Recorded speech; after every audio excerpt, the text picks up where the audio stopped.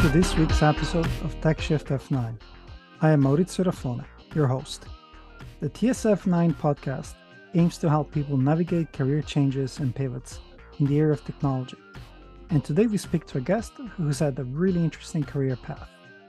Ema Streit joins us from Switzerland, and I couldn't be happier to have her on the show. Ema is a public speaking enthusiast who coaches individuals and teams, ranging from company executives to startups. Ema's career path is unique, to say the least. She was the lead singer in a metal band in Japan, the head of a cocktail bar, a lieutenant in the Swiss military police, a student of a business bachelor's degree at a school with no classes nor teachers.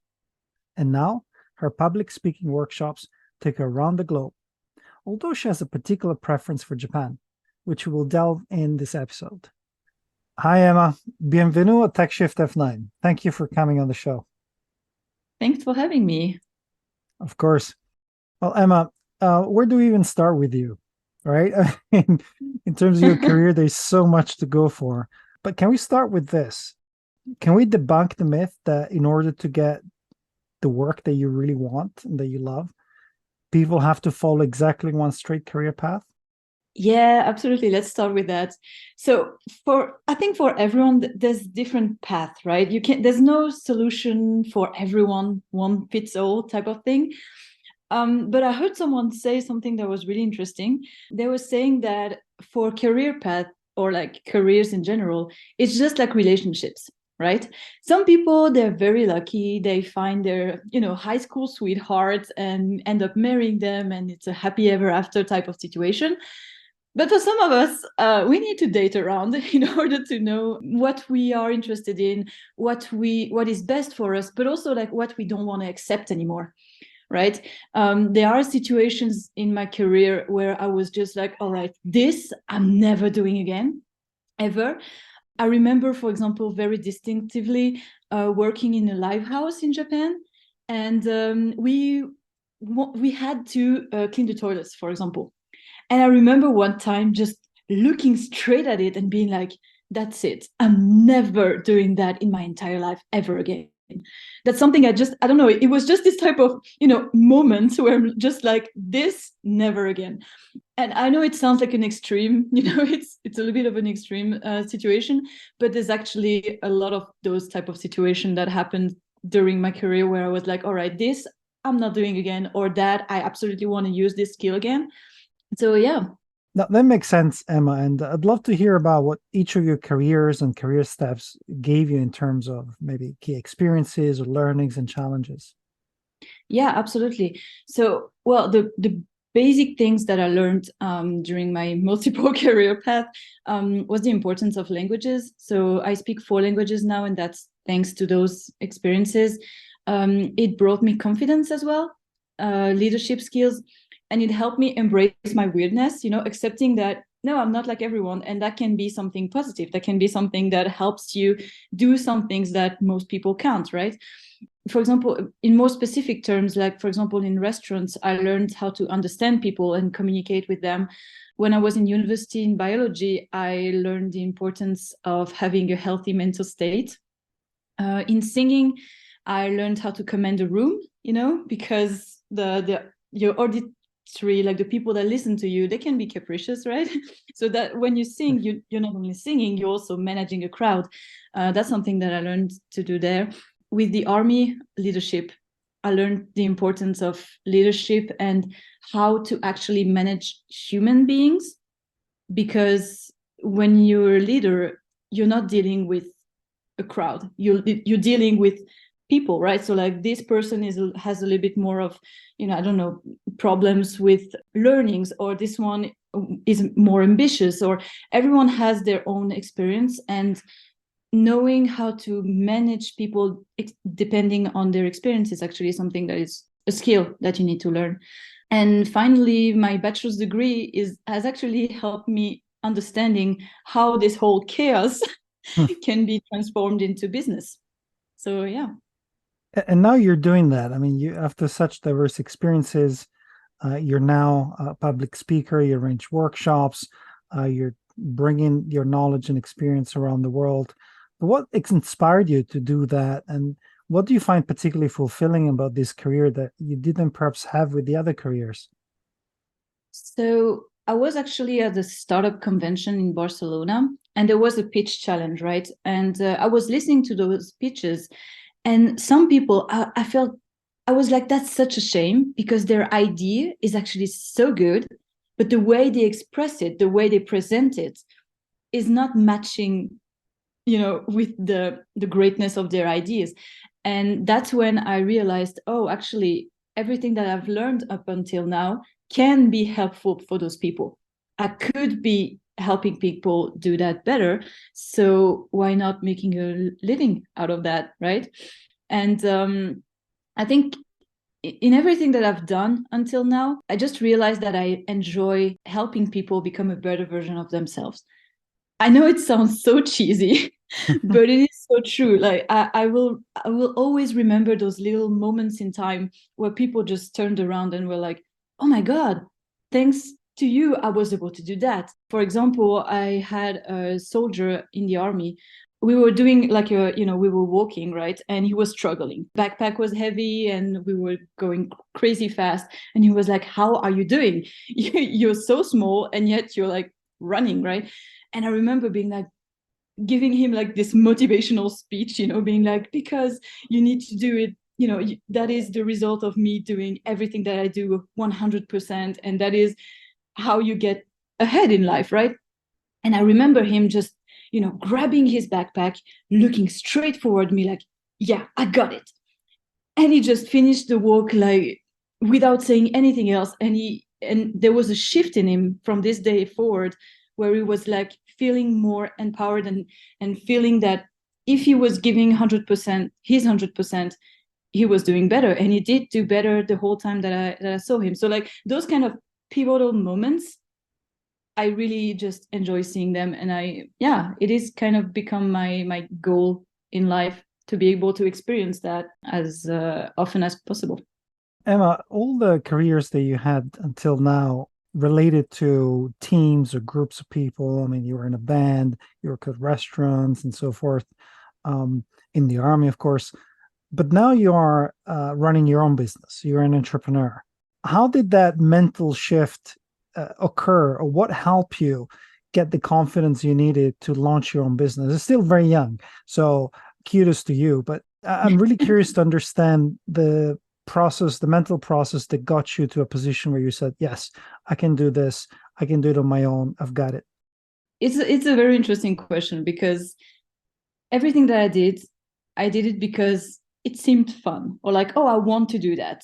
And I didn't really think about the doability of it. Right. So I've thrown myself in challenges and hoping for the best. Sometimes it worked out, sometimes it didn't. What is different this time, though, is that I went to school in the meantime. What I mean is that by doing this bachelor's degree, I actually learned the skill of how to make a business work. Up until now, it was just me doing whatever and making it work somehow. But this time, it has a more calculated approach, if that makes sense, in a sense that now I'm thinking about, okay, how do I brand myself? How do I do my marketing? How do I do my contact management, my customer management? And this calculated approach is actually, in my opinion, what I lacked before, because you can those type of things you cannot just fling it. Some people do and some people get lucky, but those are not the majority. A business is actually something that is hard to achieve, and that requires work and dedication and organization. So I would say, yeah, going to this business school and learning how to actually run a business is the thing that changed me for the better, I hope. On that point, you went back to school after quite a few years of pursuing different careers. How was it having to go back to school, at a later age, so to say?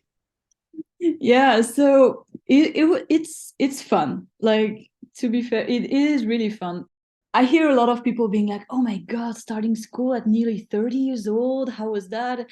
It is not that bad. Like, you don't lose intelligence in the process, right? in my opinion, I'm a better student now than I was when I was 18, because I have experience and I have a goal. And so those are what really helped me. And there's also the fact that I'm not going to the regular school. So I will have a regular bachelor's degree, right? But this school is called Team Academy. And basically, we don't have any lessons. We don't have any teachers. We learn by doing projects, right? And we have a coach for the class. And we have access to resources. So, for example, if I need to learn how to do a business plan, then I will search for, by myself, look at all the resources that I have, and then explain what I found to my classmates, and they can also use that knowledge in their projects. And if there's something that I really struggle with, for example, writing up a contract, right, then I have access to lawyers that can help me with that. So it is really like me requesting the school for what I need in order to learn. So the approach is completely different, because suddenly you study to make your business work. You don't study to get a good grade. So the stakes are higher and the motivation is also higher. And that is personally something that works way better for me. That is the way I learn better, just learning by doing. So yeah, it has been fun, and it has been a learning curve. I've learned more on myself, and I've learned more skills than I have in my whole life. Really, like those 3 years, well, I mean 2.5 now, have really been something that is out of this world, because I learned so much. And this is how I finally found out that I enjoy learning. I enjoy learning new things and learning about myself and about others and how to make things work. What I love about what you just said, and I find very inspiring, is two things actually. One is the fact that you're now saying you're a better student than you were when you were 18, and I completely believe it. And I think it's incredibly powerful to go back to school when you feel you're ready for it, rather than having to be forced through. And secondly, you found the right environment to succeed and excel in. And I think, again, it's not everyone is cut out for the usual plain vanilla way of doing things. And now we have the fortune of living in a world that offers so many opportunities. You just have to roll up your sleeves and find them, like you have. Yeah. I'd like to switch gears a little bit and talk about the fact that you do have a special connection to Japan, where I live at the moment.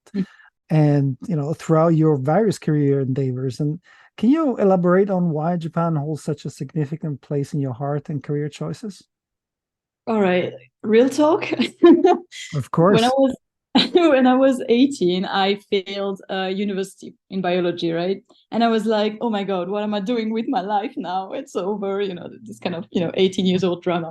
Right. And I was like, all right, I got to find myself again. I got to find what I need to do with my life. So I was like, all right, Japan interests me. Why not go and learn Japanese for 3 months, right? That was really the plan. Going there for 3 months, came back 3 years later. I just love Japan. I just fell in love with it. I cannot really explain why. Maybe it is because it looks a lot like Switzerland in some ways. The rigor of people, the fact that it is really organized and clean. And yeah, there's something about Japan that feels really at home for me. I'm not saying that Japan is perfect by any means, but it is a country that I feel a connection with. Plus, with my business now of a public speaker, I'm addressing a problem that, it's an issue that they need to resolve even more than they do in Switzerland. So this is also like a business opportunity where I was like, all right, so the problems that they have, the pain that I can solve, the value that I can bring is even more, it's even bigger in Japan than it is in Switzerland. So why not go and do that there? I speak Japanese, so might as well use the skills that I learned until now. This is also something when the career that I'm doing, it's the result of all this different career path, right? It's not like I did a lot of things and I'm never going to use those skills again. Every skill that I've learned until now is now being put to use in my actual career. So that's also why I was talking about like relationship in the beginning. I've learned a lot through multiple relationships, and now I'm putting it to use in a relationship that hopefully works and is healthy for me and for people involved with me. I've actually attended one of your workshops, and I think you're amazing. So I think you definitely found the right partner, so to say. Let's talk about your public speaking workshops a little bit. And I suppose you are likely to come across individuals from very different backgrounds, with different ambitions, with different ideas. And that could be challenging to get through to everyone when your audience is so diverse. And I wonder, how has your experience to date in the different careers you pursued been helping you dealing with such different individuals? Well, there's two things. The first thing is that because I've failed a lot, because I've done a lot of things, because I'm not a perfect person by any means, I find it easier to relate to people and not be judgy. So just coming across people and be like, all right, everyone has different life path, and it doesn't matter the life path that you have, you're just another human being. And having this stance helps you connect with people because yeah, we're all human. No one is perfect. Everyone has different experiences. As soon as you understand that we're all just dealing with our own trauma, then it gets easier. And there's also another thing. I think you'd be surprised at how similar people are when it's about public speaking. In my opinion, it's coming from our reptilian brain, right? The amygdala triggers the fight, flight, freeze mode when it is in stress. And when you're public speaking, most likely you're going to be in stress. You cannot flight. You cannot just go away. You need to be there. So you either have the freeze or the fight response. When you freeze, you tend to stagger and not know and blank, right? And when you fight, you have people who tend to speak very fast and go like 100 miles an hour.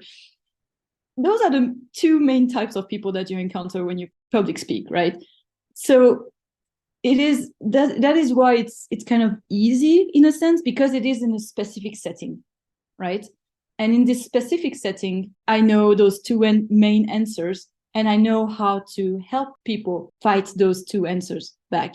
It is about taking control. So basically, you learn techniques to hide it, then you're feeling more and more comfortable, and then you reach this state where you're not in stress anymore, or at least less.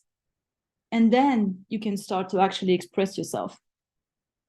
So yeah, it has, like, my background has helped me understanding that, basically. You run workshops in different countries, and I'm sure that maybe at some point you'll think about doing something online too. But I do believe that it's a very hands-on type of work. I mean, I've been to the workshop, as I said, and that one-on-one feedback is crucial. I wonder, how has technology influenced your public speaking business, or perhaps how do you think it will influence it going forward? And do you see it more as a support or potentially as a threat? I think someone on your podcast already said something similar, but you cannot. There's all people see it either as threat or as opportunity or like support. You cannot see it as a threat, because this is just, you're just looking behind. If you do, you need to look forward. Okay, how can this help me? For public speaking, for example, there is an app that do what I do, basically. So you just record yourself doing a pitch, and it just will help you, right? Understand what you could do better, where you should pause or whatever. So it can really help and enhance what I'm doing, because it could help as a support tool for sure. I think what sets me apart, though, is my capacity to lead people to act. So like the encouraging element, helping people to believe in themselves, in having confidence. And this is something that technology cannot do. Like, technology doesn't have any aura. It doesn't have any charisma. It is technology, right? So it helps you on technical parts. So it can tell you, okay, in this part of your pitch, you should slow down, for example, or do a pause here, or it would have more impact to speak louder here, for sure.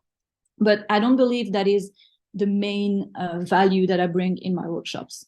I mean, you've been to one of them, so maybe you can, deny that. Oh, not at all.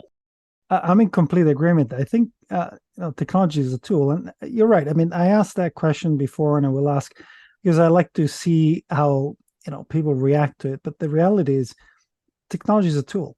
right? So it's up how we use it. And if the tool becomes so good that the type of work we do needs to change, so be it. However, in your workshop, and I think the future workshops or endeavors that you'll do, it's the experience that comes through. And I really noticed it. And I don't want to say it, but I've done a lot of public speaking in my careers, and not saying I was particularly good at it, but even just the session with you opened my eyes because you have a very interesting experience that you brought forward that helped me understand with the concepts that you were talking about. So I could see how your experience in the military came through, how your experience dealing with clients when you were working with restaurants and so forth. I could even see how you were dealing with capturing people's attention through your experience with the band. That multifaceted approach and experience is not something that is, well, it's fairly unique to you, let's be honest, but I think it's very difficult to replicate with just the tool. So Yeah. that's my 2 cents on that. No, absolutely, for sure. And that's the thing. Like, I'm not saying that I'm not scared of technology. Like, if I'm being totally honest, people are scared of what they don't understand. And I don't understand everything there is to understand about technology. And this is scary because you don't really know what's going to come out of it or how it works or the price that you're going to have to pay in order to have this technology. But even though it is somewhat scary, it is undeniable that technology has always brought something that is valuable, basically. So instead of just curling myself up in a corner and crying about the fact that technology is going to be horrible or whatever, might as well just use it for the best and try to find complementary way of using it. And Emma, for those listeners who are intrigued by your story and may want to explore unconventional career paths, what resources or strategy would you recommend for them to start their own journeys or to look into it? All right. So I wouldn't advise people that are not like me to do that. But for people like me, try anything. The only thing is make sure that you move on when it doesn't bring you any value. As I explained before, everything that I've done has brought me something. And every time that I felt it didn't bring me anything anymore, I switched. So I strongly believe that once the stars, align, it will make sense. So once you gathered everything that you needed to gather, then you will be able to bring it forward and use it in a way that is best for you, right? And I also think, just like my school, the Team Academy, do and learn instead of just being passive in your life. Just go out there, try to get informations, learnings, experience from people. The active, just be active in your life. Because if you don't know what you want to do, sitting on your ass and waiting for the answer to come around is not going to cut it. So if you don't know what to do, just do anything and see where it brings you, because it will definitely bring you somewhere. Emma, on the other hand, particularly I think some of the older generations, the mantra was, oh, whenever you find something hard in your work, just keep your head down, grind it out, and just don't complain about it for the most part. And I agree on the not complaining per se, but there has to be something that tells you, at least in your experience, this is the right time for me to move on. And timing is a crucial part of being successful in business. Are there some metrics or elements that you consider when making a career change? So back in the days, I was doing it very instinctively. So I was just switching whenever I felt that I've reached a point where it didn't bring me anything in terms of learnings. So for me, it was really learning based. Do I learn something new every day? Yes or no? And if the answer was no, I would just switch. Now, when it's about building a career, which was not back in the days, I was not really thinking about building a career out of it. I was just doing what I wanted to do. And in this part of your life, when it's just about finding out what interests you and what doesn't, moving on when you're not learning anything, I think is crucial. But if you're building a career, if you're building a business, it needs to be way more calculated, because as I explained before, you're gonna do a marketing strategy. You are going to manage your customers, doing a CRM or whatever. And in those moments, you cannot just be like, all right, it doesn't work, I'm just going to pivot. There's the lean startup strategy, right? Where you always put out something to the market and see the reaction and change according to what the customers are saying. Yeah, there's a moment where you need to know, okay, is the market telling me that I need to switch or that I need to change something?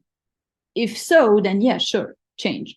But if the market tells you, okay, what you're doing is actually good, then you need to grind. You need to keep on doing. That's exactly what I'm doing right now. What I'm proposing, the workshops that I'm giving, people give me great feedbacks. So I know, okay, it fits a demand, that there is a pain point here that I can actually address. So I am going to keep grinding at that. I'm not just going to, give up because I didn't have enough customers this month, for example, or whatever. So it needs to be well thought out when it is about building a business. But if it's just about exploring, then switch as soon as you are done learning, if that makes sense. Completely makes sense. And talking about your future career objectives and aspirations, can you share what you're thinking about? What are some of your goals for your public speaking business, maybe projects or ventures that you're thinking about? Yeah. So right now I'm just happy developing my workshops. I do two types of workshops, actually. One is to help empower women in the workplace, and also helping diversity in the workplace. So it's not about talking to women because they're not the only one that needs to put in the job, right? It is also about helping men understanding how to use their soft skills better, for example. So promote a healthier relationship between the two in a working environment. And the other type of workshop that I do is just public speaking in general. So how do you convey your message with confidence, and that is clear for the people listening. Yeah, so for now that's what I'm developing. But ask me in a few months and the answer might be different. Well, we'll definitely get you on the podcast again in a while, and then we'll compare notes.